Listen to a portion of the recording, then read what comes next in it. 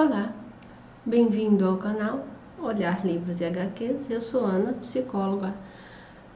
Faz tempo que eu não apresento contos de fada, apesar de eu adorar, né, fazia um tempinho. Mas hoje vou apresentar duas de uma vez, tá? A Adormecida, aqui, 100 anos para sempre, tá? Vou deixar só ela. Que é da Paula Mastroberti, da editora Inverso, e A Bela e a Adormecida, do Neil Gaiman. Ok? Bom, como essas duas aqui é uma recontagem, é uma versão, né, que tem a espinha dorsal, a história da Bela Adormecida, tá? Por isso que eu resolvi fazer, embora sejam histórias diferentes, mas elas têm o mesmo núcleo do adormecer. Então eu resolvi juntar as duas, ok? Bom, faz tempo que eu não falo, né, sobre contos de fadas, e eu vou dar uma pequena contextualização até para ter sentido a análise que eu vou fazer das histórias, tá?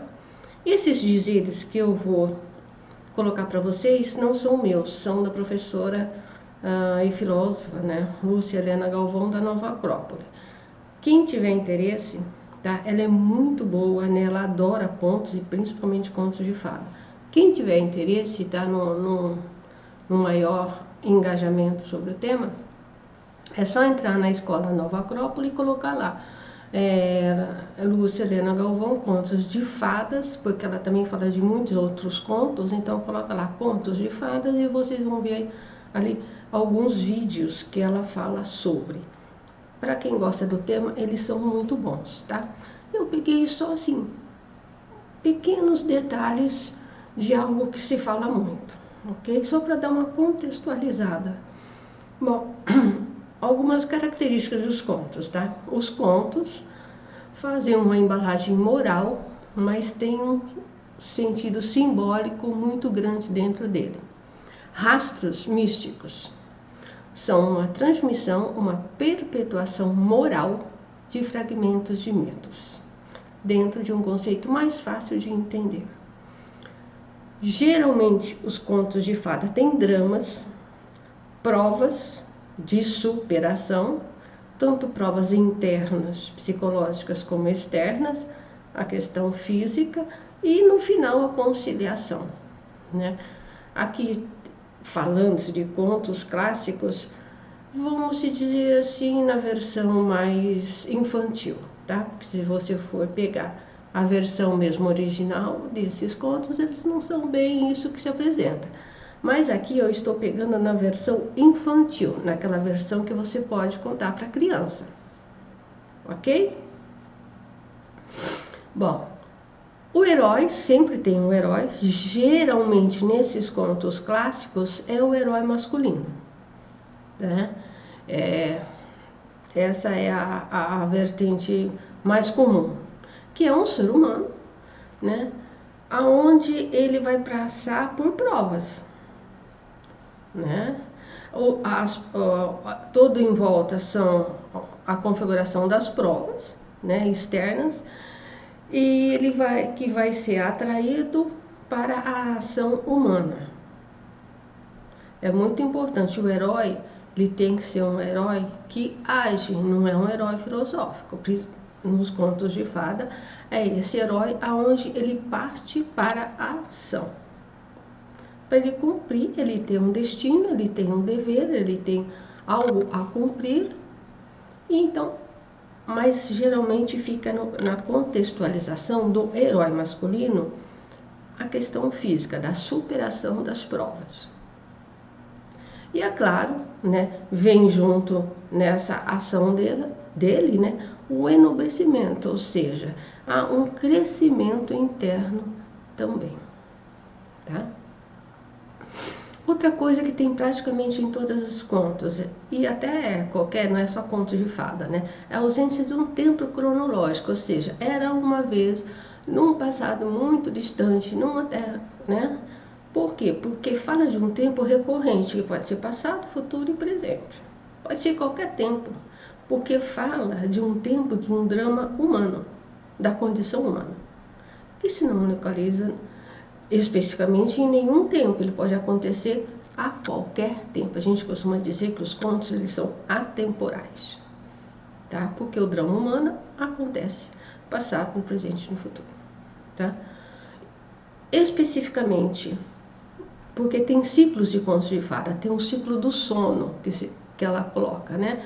E que você vai, assim, tem duas histórias mestres para o ciclo do sono, que é a Bela Adormecida e a Branca de Neve, as duas adormecem, tá? Ela coloca o sono, é o período em que estamos adormecidos, presos no mundo material.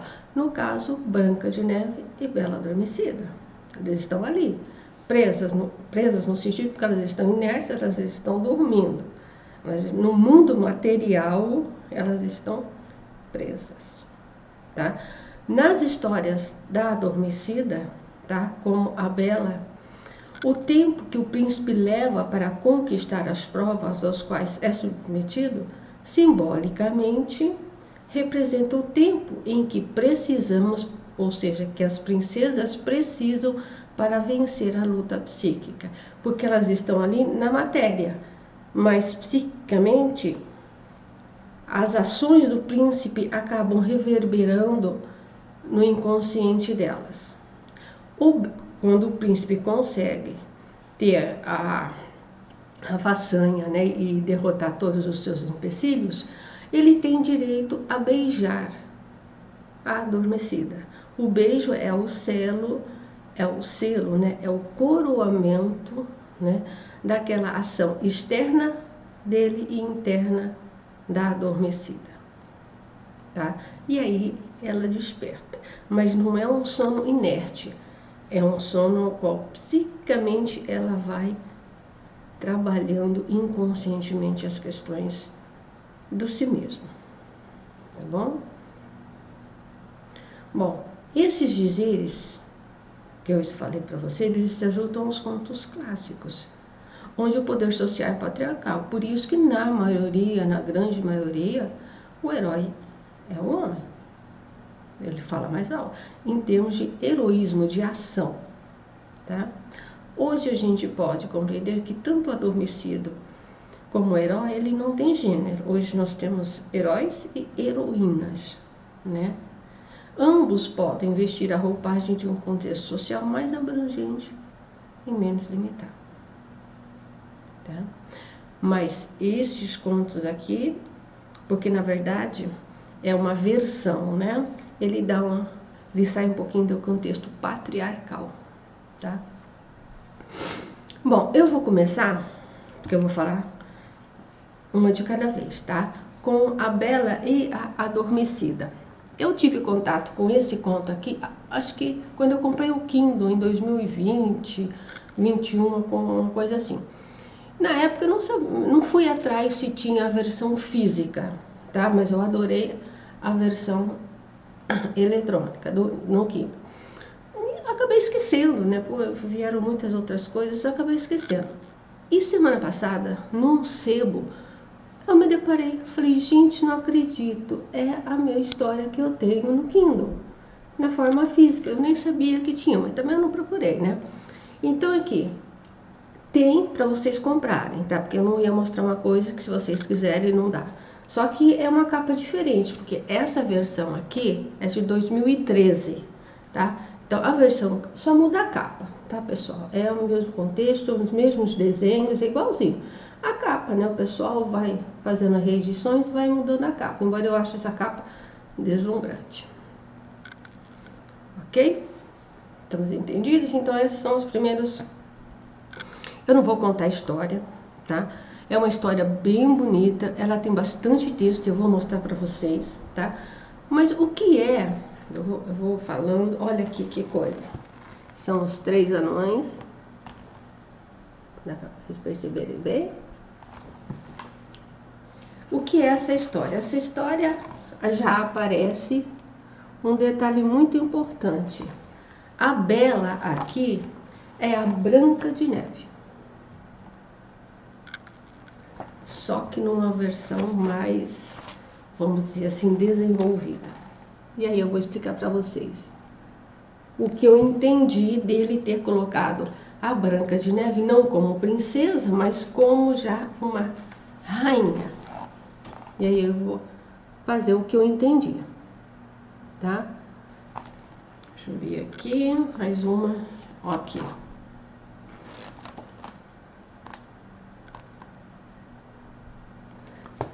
Os desenhos também eu amo, né? São sim perfeitos.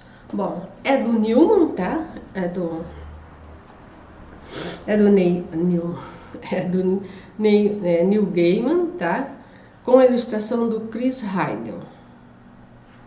A editora é a Rocco Jovens Editora, tá? Depois eu deixo certinho na descrição. Bom, então a primeira coisa que a gente tem que entender na versão dele é que ele coloca, já no início da história, a Bela, que é a Branca de Neve mais evoluída, tá? Ela está se preparando para casar com o príncipe. Só que antes dela casar, ela vai numa jornada com os anões em busca da adormecida, que é a Bela adormecida mesmo, tá? Só que eu vou chamar ela de adormecida para não ficar aqui Bela e adormecida, para não confundir, tá? Então, quando eu vou falar que a Bela, né, nós estamos contando a história agora no início. A Bela é a Branca de Neve que passou por um processo. Eu entendi, por isso que ele coloca assim, ela rainha, ele ainda um príncipe. Eu entendi qual o sentido dele ter colocado isso, né, nessa versão. Bom, os contos nos apresenta a Bela diferenciada por ser uma rainha. Porque eu entendo que ela já passou, naquele sono que ela teve, ela já passou com as ações do príncipe, ela passou por alguns processos de expansão da consciência, de amadurecimento. Então, é quando ela acorda, isso não mostra, estou falando uma inferência, porque ele já apresenta a Bela como rainha, tá? Eu só estou colocando o que possivelmente aconteceu, tá? Então, quando ela acorda, quando ele beija ela acorda já com um psiquismo diferenciado do dele, tá? Ele fez conquistas externas e ela fez conquistas internas, psicológicas. Eles estão em níveis separados. Por isso que para casar, primeiro ela vai numa jornada com os anões. O príncipe fica, tá? E aí, é óbvio, né, que o Neil Gaiman sabia dos contos, né? E no conto clássico da Branca de Neve, já se coloca uma configuração, uma constituição humana diferenciada. Está na própria constituição da Branca de Neve. Eu não sei se vocês gostam, né, ou já leram, mas aqui, ó, esse livro é fantástico, porque ele tem uma introdução da Clarissa Pinkola Estes, que é aquela que faz Mulher que Corre com os Lobos, que é perfeito também, né? Ela faz a introdução. E tem um outro livro também que é muito bom, que é a Rocco até, editor da Clarissa, que fala também principalmente dos contos. Eu tenho ele no Kindle, né? É muito bom para quem se interessa dos contos de fada. E aí vai falar dos contos de fadas originais, né? Por que esse meu entendimento, tá? Deixa eu colocar o óculos aqui. Esse é o conto original, clássico, da Branca de Neve. Começa assim, ó. Era pleno inverno e os flocos de neve caíam do céu em plumas. Ora, uma rainha estava sentada a uma janela emoldurada de ébano, que é uma madeira escura, negra, tá?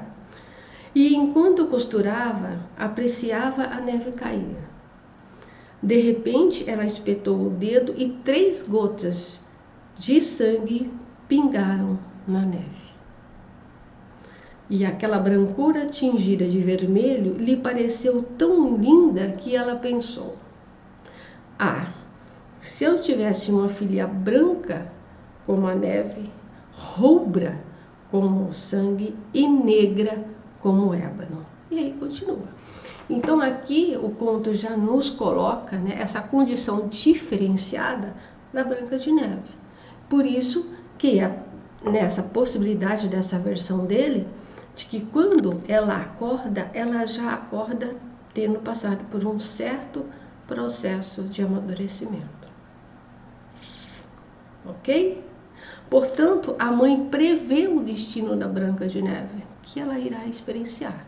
Um processo entendido como individuação lá no final da vida, né? Mas é o processo de autoconhecimento mesmo. Ok? Só para dar mais um fecho, tá? Eu não quero deixar isso conceitual, mas é só para dar um contexto, né? Porque da onde a gente tira isso? O Jung, tá? Carlos Gustav Jung, que cunhou a psicologia junguiana, ele fala do processo de individuação, é um termo dele, ou seja, você vai se tornar-se único no todo, né?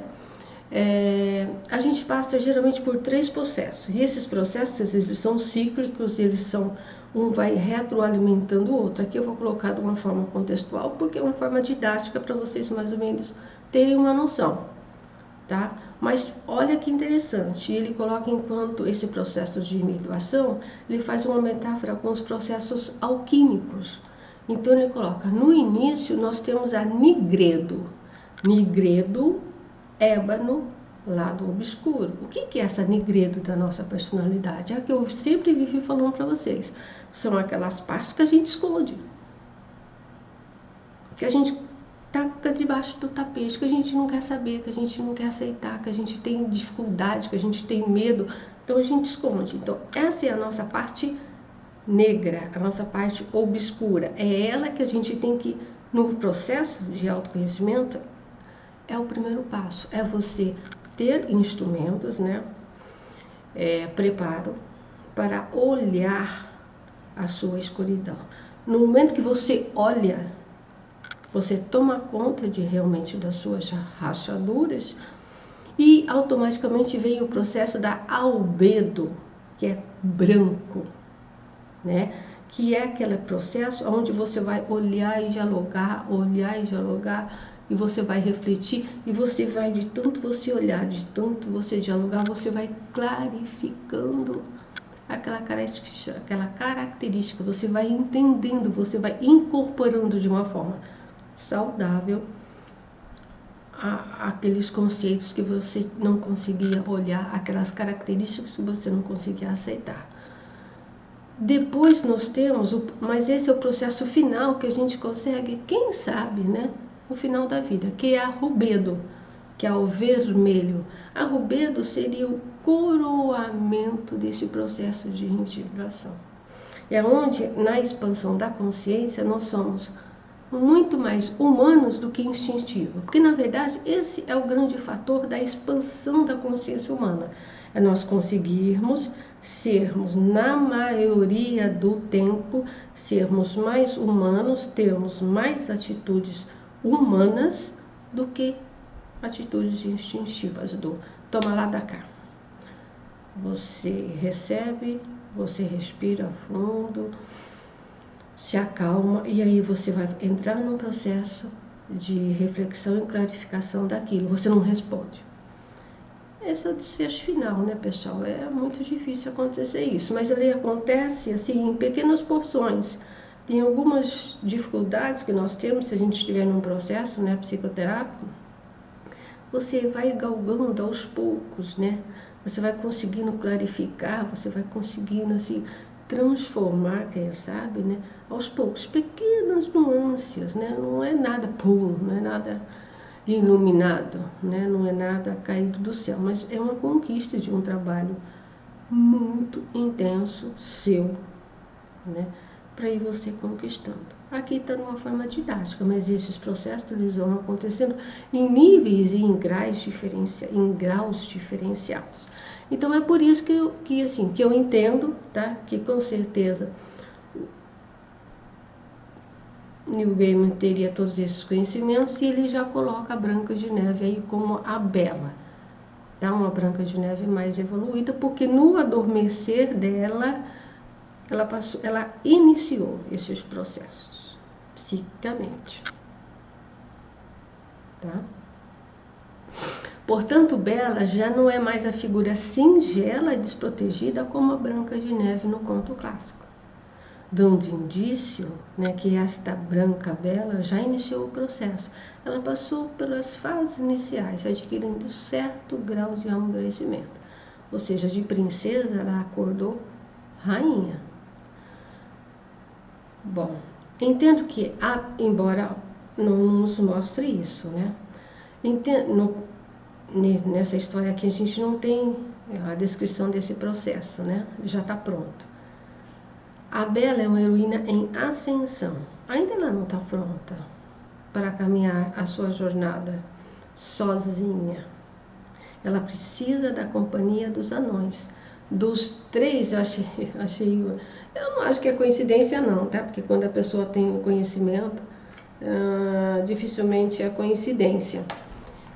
Quem vai auxiliar a Branca nessa jornada são os 3 anões, como as 3 gotas de sangue na neve.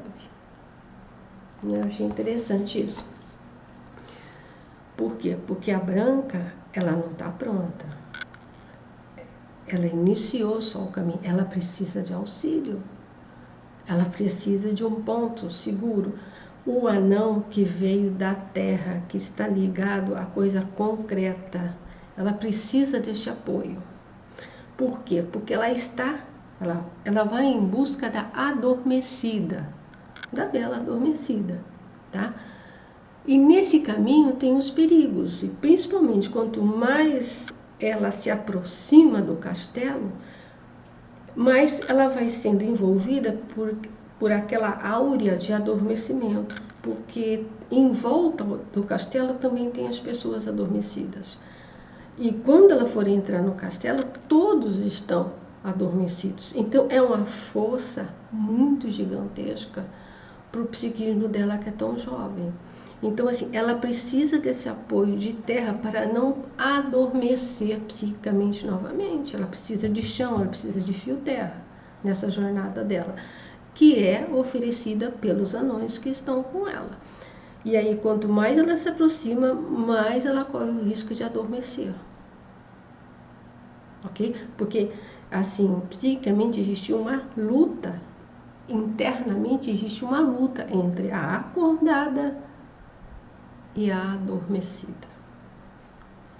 Tá? E aí, eu já falei até um pouquinho para vocês disso, né? Essa história quebra a ideia patriarcal do feminino só como um ser empático e benevolente e amoroso. Essa Branca de Neve, agora Bela, detém um movimento interno psíquico, externo físico em alinhamento vigente e atuante, porque agora ela vai fazer o processo inverso, vamos dizer assim. No início, entre aspas, da história, ela fez o processo interno psicológico. O príncipe fez o trabalho externo.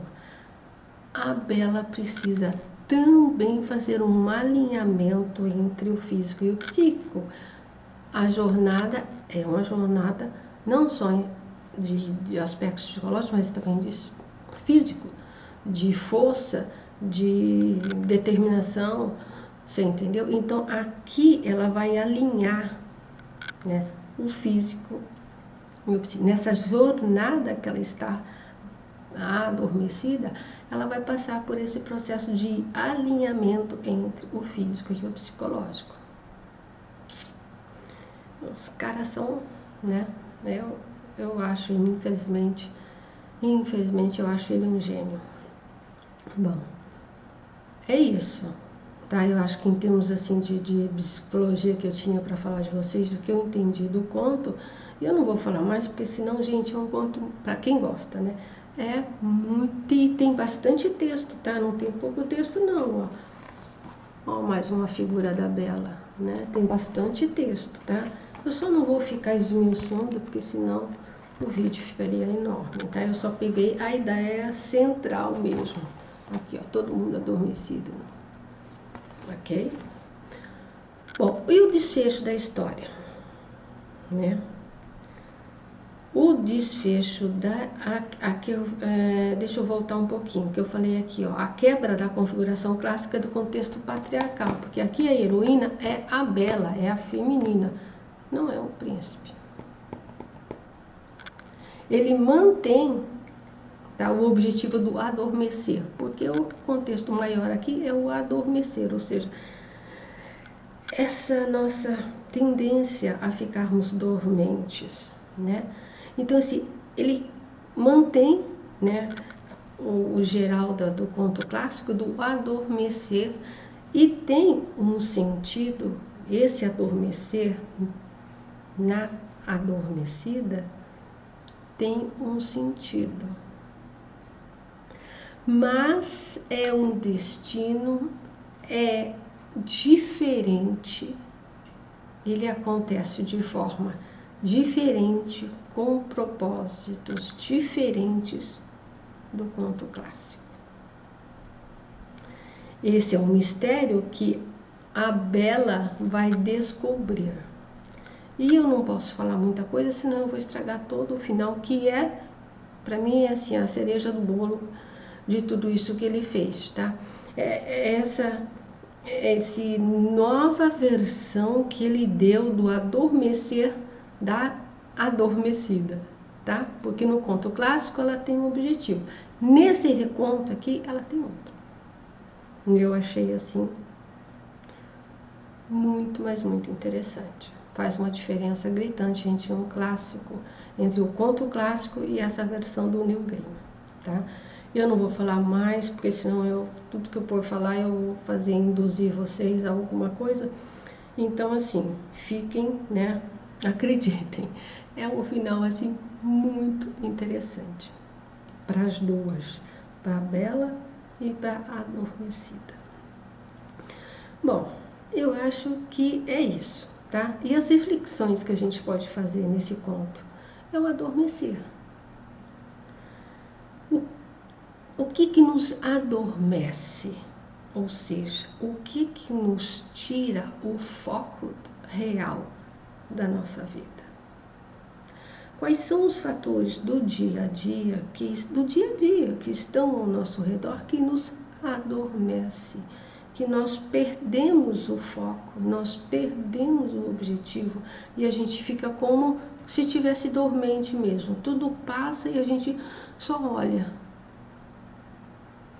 A gente está perdendo por essa profusão, né, dos mundos, principalmente, né, das redes sociais, na internet. É muita coisa na cabeça, é muita informação, porque antes as informações eram assim, você tinha que correr atrás das informações. Eu sou dessa época, né? Você tinha que correr atrás das informações, não era fácil achar as informações. Hoje em dia, tudo que você coloca tem 1001 informações.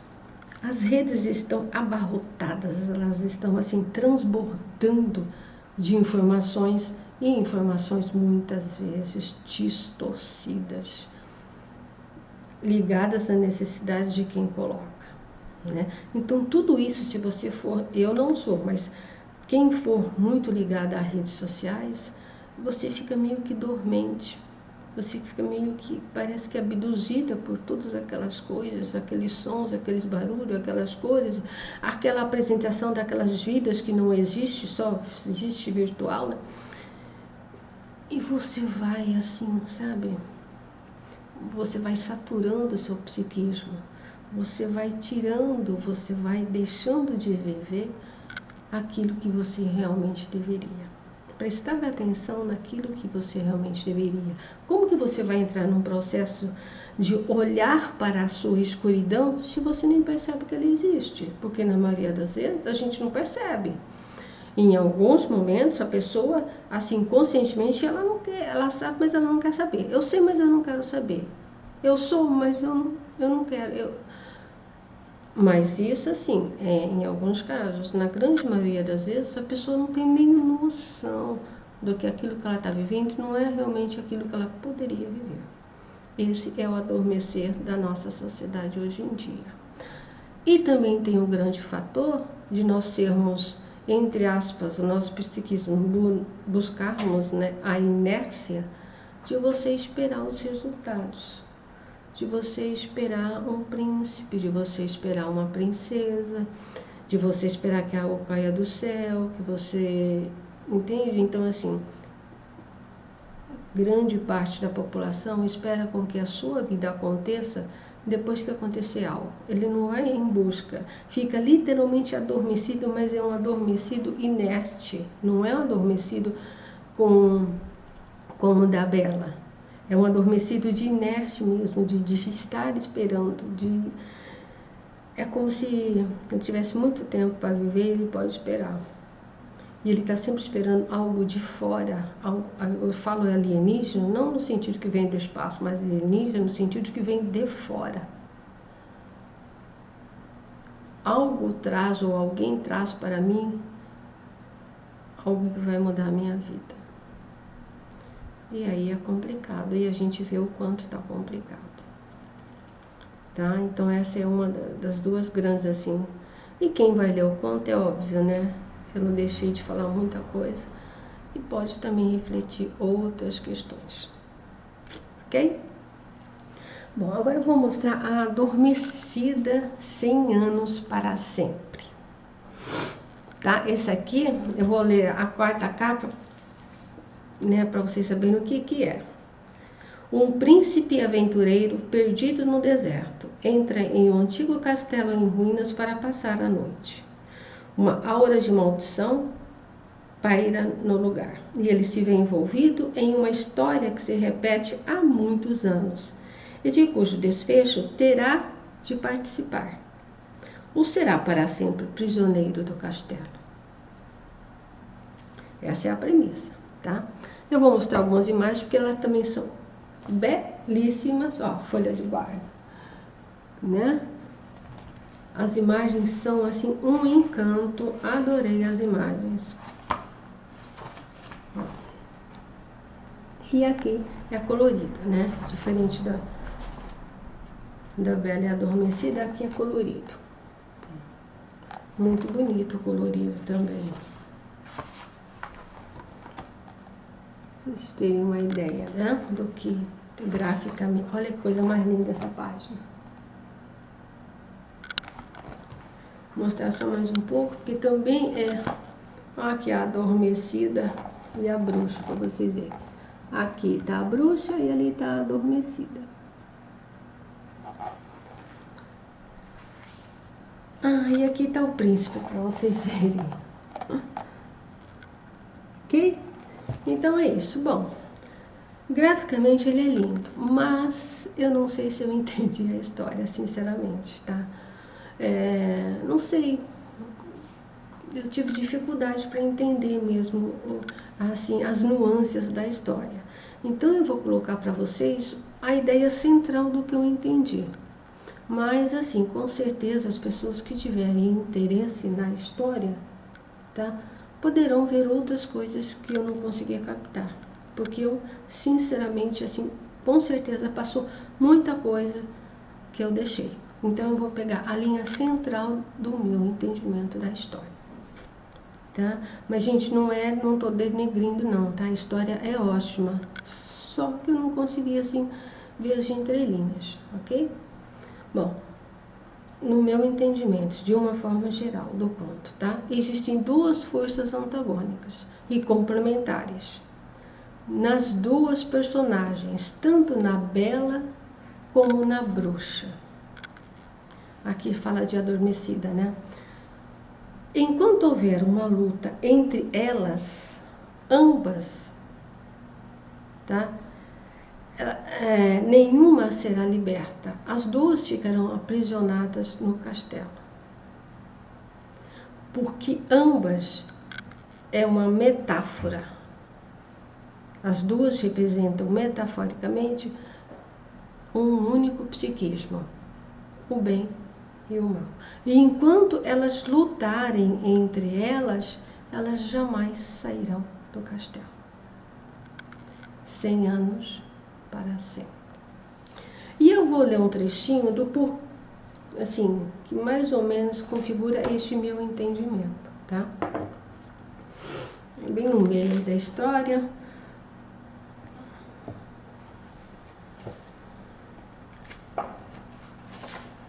28.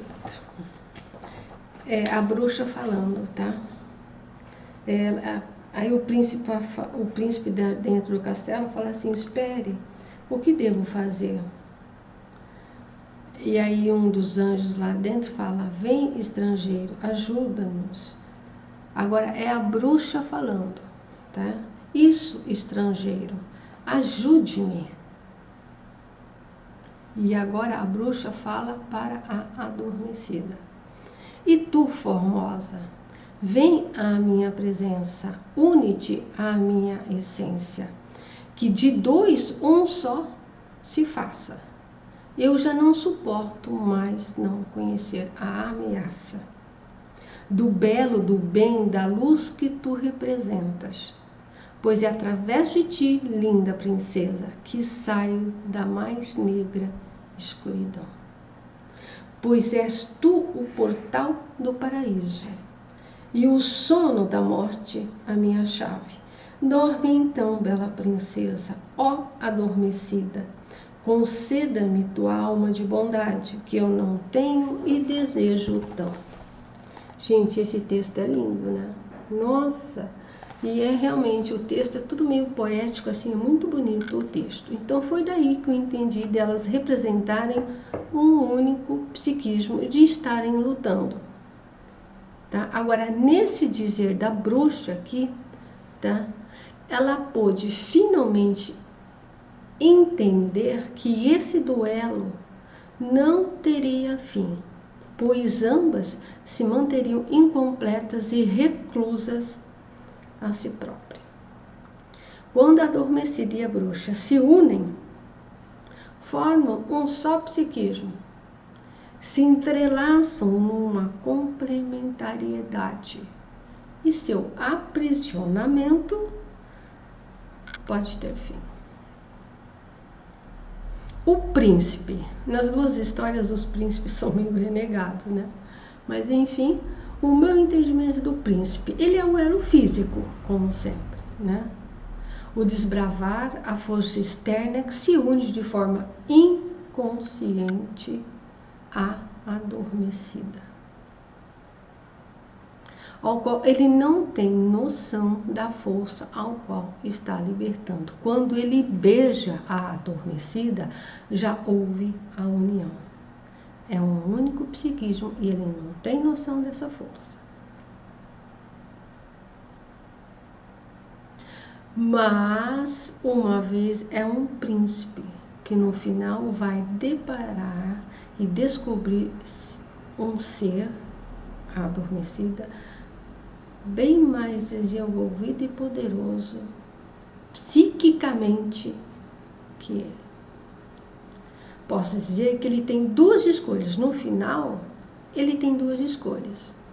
Ele consegue acordar, porque ele fez a parte dele do desenvolvimento externo, que automaticamente, como lá,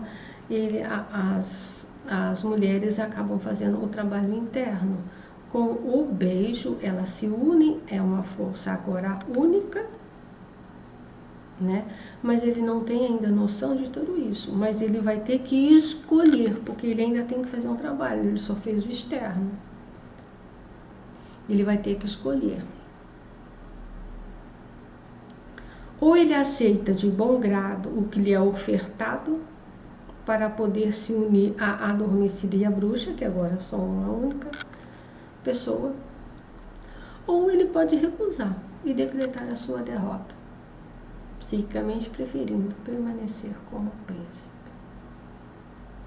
A história não tem um desfecho, mas existe esses dois caminhos. Qual ele vai tomar? Não sei. Fica para vocês aí achar o caminho que ele pode tomar, tá? É isso. A história, gente, é muito interessante, tá? Também é muito interessante. Eu acredito que como a Bela e a Adormecida, essa aqui também vale muito a pena, tá? E aí é aquela famosa pergunta, né? Porque no meu entendimento é aquela famosa luta que a gente vive fazendo entre o bem e o mal, entre a luz e a sombra, que eu já falei anteriormente, ou seja, psiquismo ele tem duas faces, o bem e o mal. O ser humano tem duas faces, o bem e o mal. Não adianta você querer só viver o bem ou só querer viver o mal. Existe um desalinhamento que trazem consequências. Então, a grande questão é você conseguir fazer essa união sem que não é possível um destruir sobre o outro, mas algumas pessoas, a maioria, a gente tenta abafar o lado negro, né? O lado da escuridão. E aí se ferra de verde e amarelo. Porque não é possível, gente. São duas forças da mesma magnitude. São duas forças que fazem parte da estrutura psíquica da mente. Não tem como você ficar sem uma ou você eternamente deixar uma enterrada. Isso humanamente é impossível. Então, assim, é mais uma vez para vocês olharem e perceberem e terem coragem e pedirem ajuda para vocês poderem andar mais ou menos alinhada na questão do bem e o mal. De vocês andarem, não se deixar ser levado, porque hoje em dia, nessa questão do adormecer, a tendência da sociedade é nos levar como se fôssemos uma manada, né? Você vai, não quero saber onde vai dar, mas você vai, todo mundo está indo, você vai. E isso, para o psiquismo humano, é a pior coisa que tem. Por isso que os transtornos a cada dia se tornam mais intensos, profundos e com maior quantidade de pessoas. Porque não se tem mais essa questão de você olhar para si mesmo, de você... É claro que não é fácil, é óbvio que não é fácil, porque se fosse fácil todo mundo faria.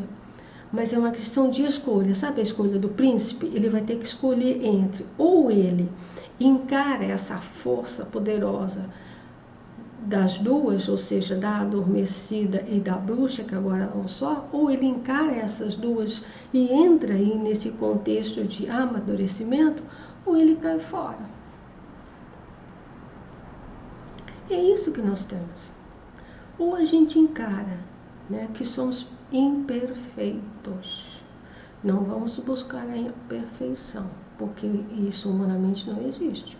Mas vamos buscar a harmonia entre duas forças que vivem se degladiando dentro da gente e que faz tantos estragos. E aí vocês precisam fazer uma escolha. A escolha é de vocês. Eu estou apenas naquilo que eu acredito, eu estou sinalizando. O que vocês farão vai ficar pela escolha de vocês, ok? Então, pessoal, ó, 2 contos perfeitos, tá? Os dois, tá?